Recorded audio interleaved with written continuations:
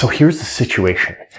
You're going to bed at night. You have foot and leg cramps. That's why you're watching this video. So number one, what causes this? And number two, what's the home remedy to take care of that? Watch this video with me, and we're going to take great care of you and let you know what to do and why it's happening at a practical level. So what causes foot cramps at night? So the first thing is, when you read around, there's a million different conditions associated with it, but nobody really knows what the cause is.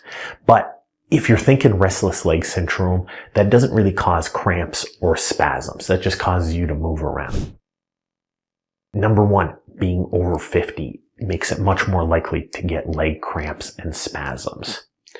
Number two, if you stand on concrete, hard ground, move around all day, that's much more likely to have spasms and cramps at night.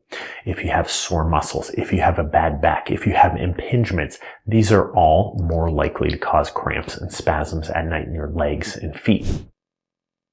Medically, it can make sense to run some labs, some diagnostic tests, and to get evaluated at your doctor's office. And this is for conditions, hey, you might be pregnant, you might be dehydrated, you might have Parkinson's, you might have bad blood flow, you might have uncontrolled diabetes.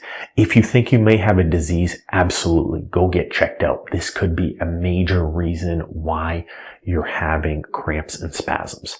But that's not what it is for most people. Like I said, most people, it's going to be agitation, swelling throughout your muscles that causes it.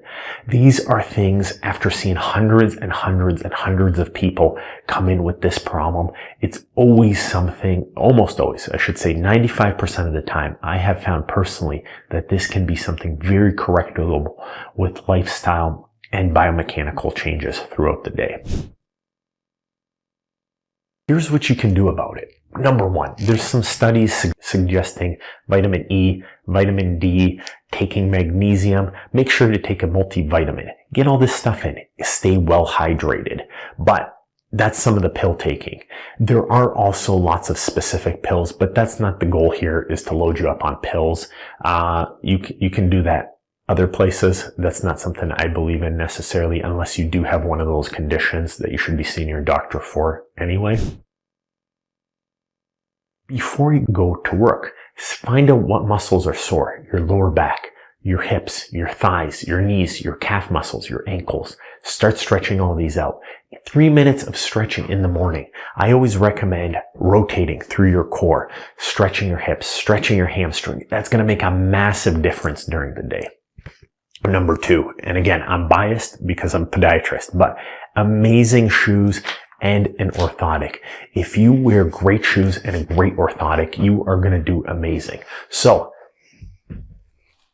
let me show you this right here. Get yourself a good pair of supportive shoes where the back doesn't buckle and the middle doesn't buckle, only at the big toe right here. Get a good pair of shoes and an over-the-counter orthotic. These are not expensive. You don't have an excuse not to have one of these if you're standing all day long. This will save you lots of pain, lots of cramps and spasming at night.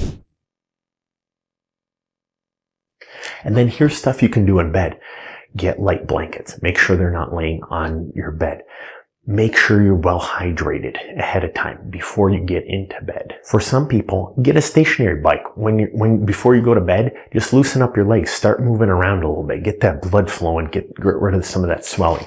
That can help a lot. When you get up in the middle of the night, if you throw your legs over the edge and get moving, a lot of that fluid will get out of there. If it's still hurting and if it's severe pain, probably a good time to see your doctor. Okay, you could have a blockage, you could have some blood flow disorders, but again, very, very rare. It's happening because you're getting so beat up and sore during the day. It's not high pain tolerance. You're doing damage to your muscles. It's almost like working out heavily on a bench press and getting a sore chest at the end of the day, except this is happening to your legs every day. They're getting so beat up and so stressed that they're swelling at night and putting pressure on those little nerves in your legs. You know, don't let genetic conditions and things be an excuse. Sometimes people do that, but take good care of yourself during the day. Do all the things I talked about. Visit the website if you want more details. But that's how you really stop this without medication.